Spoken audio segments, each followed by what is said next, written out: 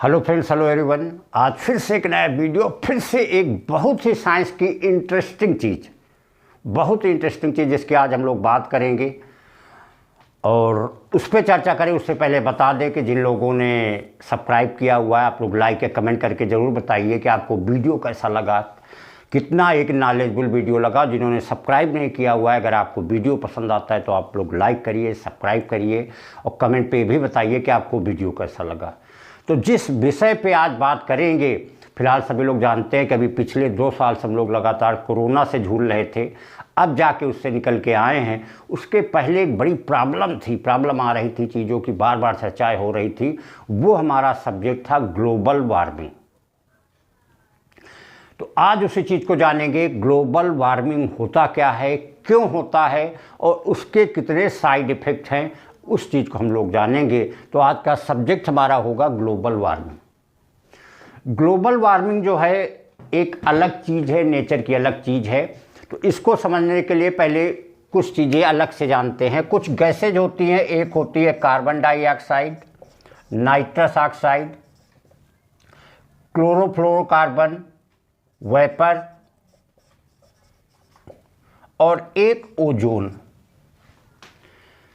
सबसे main gases होती हैं carbon dioxide N2O CFS, carbon dioxide CO2, nitrous oxide N2O, chlorofluorocarbon, vapour जो water vapour होता है, और ओजोन।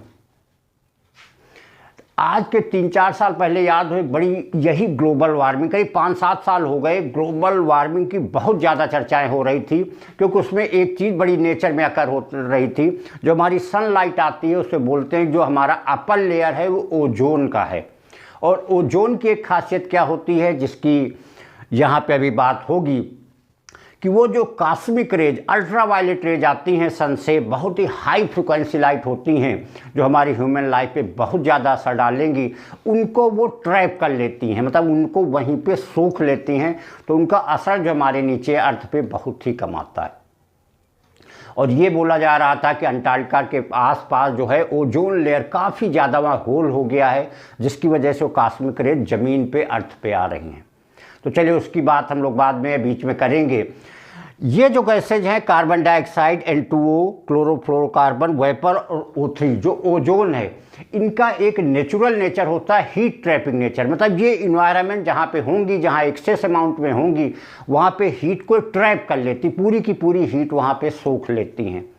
जब हीट को सोख लेंगी तो वहाँ का इन्वायरमेंट जो होगा वो पूरी तरीके से काफ़ी ज़्यादा, जो नॉर्मल इन्वायरमेंट होगा उससे काफ़ी ज़्यादा अमाउंट में हीटअप हो जाएगा।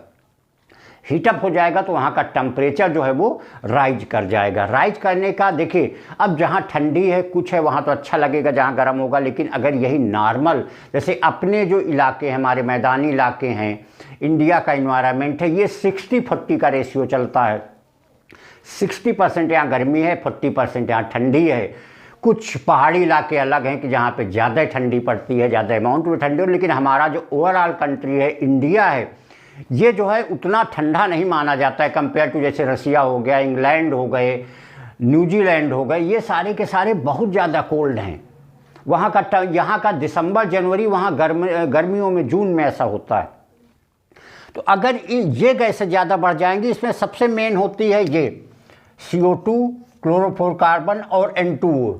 ये जो होती हैं, इनका ज़्यादा अमाउंट हमारे इंडिया में, इनका बहुत ज़्यादा असर है। CO2 का बहुत ज़्यादा असर है, क्योंकि उतनी मॉडलाइज्ड गाड़ियाँ नहीं हैं, हर जगह से ये कार्बन डाइऑक्साइड निकलती है। एक यहाँ पे प्रैक्टिकल बात करें,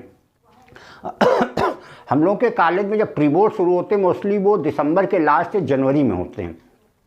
उस समय बहुत ज़्यादा ठंडी होती है, बाहर स्टाफ रूम में बैठते, पूरे हाथ पैर कांपते, चाहे जितना कपड़े पहनो, टोपी लगाओ, मफलर बांधो, फिर भी ठंडी लगती रहती। तो हम लोग ये सोचते हैं इन्विजिलेटिंग में क्लास में चले जाएं। वहाँ जाते ही बड़ा रिलैक्स मिलता है। करीब 10 से 12-15 डिग्री के टेम्परेचर का डिफरेंस होता है, बहुत ज़्यादा वहाँ वार्म अप होता है। सोचे जाते समय तो 5-10 मिनट तो बहुत ही अच्छा वहाँ लगता है, टेम्परेचर ज़्यादा राइज करेगा तो वहाँ रिलैक्स मिलेगा। लेकिन उसका एक साइड इफेक्ट क्या होता है, जब वहाँ आधे घंटे 45 मिनट बैठिए तो एकदम से बॉडी सुस्त होती है, बड़ी अजीबोगरीब स्थिति हो जाती है। मतलब कि सुस्ती की वजह से एक ऐसी नींद आती है कि जैसे नॉर्मल नींद होगी, चलोगे थोड़ा टहलोगे तो नींद दूर हो जाएगी, वहाँ चलने टहलने पर भी जो है रिलैक्स नहीं मिलता, बिल्कुल अजीब सा लगता गिर जाएंगे।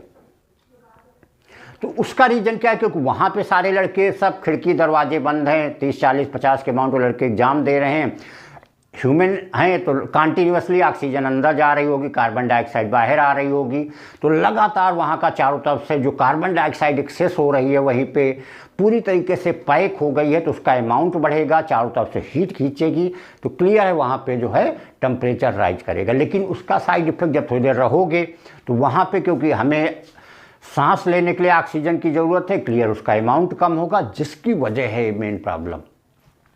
तो ये गैसेज क्या होती हैं, ये एटमॉस्फेयर की हीट को ट्रैप कर लेती हैं। ट्रैप करने की वजह से क्या होता है, जब हीट को सोख लेंगी, गर्मी टेम्परेचर को सोख लेंगी, तो वहाँ का टेम्परेचर तो राइज कर जाएगा, और राइज करने की वजह से ही हमारी ग्लोबल वार्मिंग होती है पूरा एनवायरनमेंट। क्योंकि जैसे किसी एक पर्टिकुलर शहर की बात ले लीजिए, आप पूरे दिल्ली की बात ले लीजिए, बहुत ज़्यादा इन्वायरमेंट की पोल्यूशन की बात होती है, तो ये पोल्यूशन जब पूरे शहर में होगा तो पूरा शहर वहाँ ऑक्सीजन की कमी होगी, और जब ऑक्सीजन की कमी होगी तो लोग वहाँ पे बीमार होना शुरू हो जाएंगे, चीज़ें हैं। और अगर यही अमाउंट और ज़्यादा ग्लोबली बढ़ता है तो कई बार सुना होगा कि ग्लेशियर मेल्ट कर सकते हैं, और लगभग हमारा इन्वायरमेंट जो है 0.5 डिग्री बढ़ चुका है, जिसकी वजह से ग्लेशियर मेल्ट होने की बहुत ही ज़्यादा चांसेज हैं।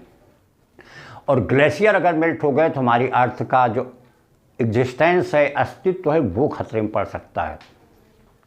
तो ये तो हो गया हमारे ग्लोबल वार्मिंग का इफेक्ट कि ग्लोबल वार्मिंग से तो टेम्परेचर बढ़ेगा, क्योंकि हम लोग ज़्यादा गर्मी वाले कंट्री के हैं तो वहाँ पे प्रॉब्लम आएगी। और प्रेजेंट टाइम में ऐसे ही माना जाता है कि अर्थ का टेम्परेचर करीब 0.5 डिग्री जो है वो राइज कर चुका है। इसका इफेक्ट, और इसी को एक एक्सपेरिमेंट के फॉर्म में करना, एक कांच का पूरा बनाया जाता है, इन्हीं चीज़ों का एक्सपेरिमेंट किया जाता है इन्हीं गैसेज के साथ, जिसको ग्रीन हाउस इफेक्ट कहते हैं। उस ग्रीन हाउस इफेक्ट में पौधा रख दिया जाता है, उसका इफेक्ट देखा जाता है कि उसकी पत्तियां जो हैं वो मुरझाना शुरू हो जाती हैं, क्योंकि वहाँ पे ये गैसेज हीट ट्रैप करके उस पर इफेक्ट डालती हैं। अब एक सबसे बड़ी चीज़ आई है एसिड रेन की। एसिड रेन की हम क्यों बात कर रहे हैं, क्योंकि जनरली बच्चे हैं जो लोग नहीं समझते साइंस की चीज़, जब स्टार्टिंग पानी गिरता है तो उस पानी को पीना, उसमें नहाना, ये सारी चीज़ें करते हैं। तो जहाँ पे किसी सिटी की बात करिए जहाँ ये चीज़ें, ये गैसेज जो है, इनका एक नेचर और होता है कि ये वाटर से रिएक्ट करके एसिड फॉर्म कर लेती, क्योंकि वाटर H2O होता है, यहाँ पे हमारा CO2O है, O है, यहाँ पे O है, वाटर वेपर ऑलरेडी है, तो ये सारे के सारे जो है वाटर से रिएक्ट करके और एसिड फॉर्म कर लेती हैं। और ये एसिड जो है एज वेपर फॉर्म में डस्ट पार्टिकल के साथ एटमॉस्फेयर में रहती है। कहीं कहीं पे जहाँ पे ज़्यादा, जहाँ बहुत क्लोज डेंसिटी होगी, वहाँ पे ये एसिड का अमाउंट इन्वायरमेंट में काफ़ी ज़्यादा होता है, लोग उसके इफेक्ट से बीमार भी वहाँ बहुत ज़्यादा होते हैं। तो जब ये एसिड फॉर्म कर लेंगे, ये पूरे इन्वायरमेंट में एसिड होगा, तो जैसे ही फर्स्ट सेकेंड थर्ड हमारी रेन होती है, बरसात होती है, तो ये वाटर के साथ नीचे आ जाती है, और जहाँ इसका बहुत ज़्यादा असर होता है वहाँ देखिए छोटे मोटे पौधे जो होते हैं उसके इफेक्ट से मुरझाना शुरू हो जाते हैं। इसी को एसिड रेन कहते हैं। तो एसिड रेन ऐसा कुछ नहीं है। जो बरसात का पानी होता है वो हमारा वेपर होता है। हम लोग जानते हैं कि समुद्र से जो है वेपर जाता है क्लाउड में, वहाँ से वेपर गिरता है, लेकिन जब वो गिरता तो वो तो बहुत ही प्योर फॉर्म में होता है, लेकिन जब वो इन्वायरमेंट में आता है, हमारे जो क्लाउड हैं हमसे करीब 1.5 से 2 किलोमीटर हाइट पे होते हैं, तो जब वहाँ से पानी आता है तो यही जो इन्वायरमेंट का एसिड जो वेपर फॉर्म में होगा वो उसमें मेल्ट कर जाता है, उसी पानी के साथ गिरता है। तो जब भी बरसात हो, फर्स्ट सेकेंड थर्ड बरसात में कभी भी भीगना, नहाना या उस पानी को पीना बिल्कुल बहुत ही वो आपके लिए सेहत के लिए हानिकारक हो सकता है। बिल्कुल उसको अवॉइड करना चाहिए इन चीज़ों को। और उसके बाद फिर धीरे पानी प्योर होना शुरू हो जाता है। तो ये है हमारा global warming, green house effect, that is the practical experiment of the global warming की इन गैसेज के क्या इफेक्ट होते हैं उसको प्रैक्टिकली मेजर करना, प्रैक्टिकली देखना, वो हमारा जो होता है ग्रीन हाउस इफेक्ट होता है। और उसी का प्रैक्टिकल जो हमारे नेचर में होता है, जिसकी वजह से टेम्परेचर राइज करने की बात की जाती है, जिसके लिए ओजोन लेयर की बात होती है, जिसके लिए ग्लेशियर मेल्ट करने की बात होती है, उसे हम ग्लोबल वार्मिंग कहते हैं। और इसी global warming green house gases की वजह से एक बड़ा इफेक्ट आता है हमारे इन्वायरमेंट में, जो कि हमें बरसात के टाइम में नज़र आता है, उसको हम एसिड रेन कहते हैं। तो एसिड रेन का कहीं से मतलब ऐसा नहीं है कि बादल से आके कोई एसिड गिर रहा है। एसिड रेन का तो वो तो वाटर प्योर होता ही है, लेकिन वो जो इन्वायरमेंट में एसिड उससे मेल्ट हो जाता है, मिल जाता है, उसकी इफेक्ट से बहुत ही ज़्यादा जो है हमारी सेहत के लिए हानिकर हो जाता है, और उसी को हम एसिड रेन कहते हैं। Thank you.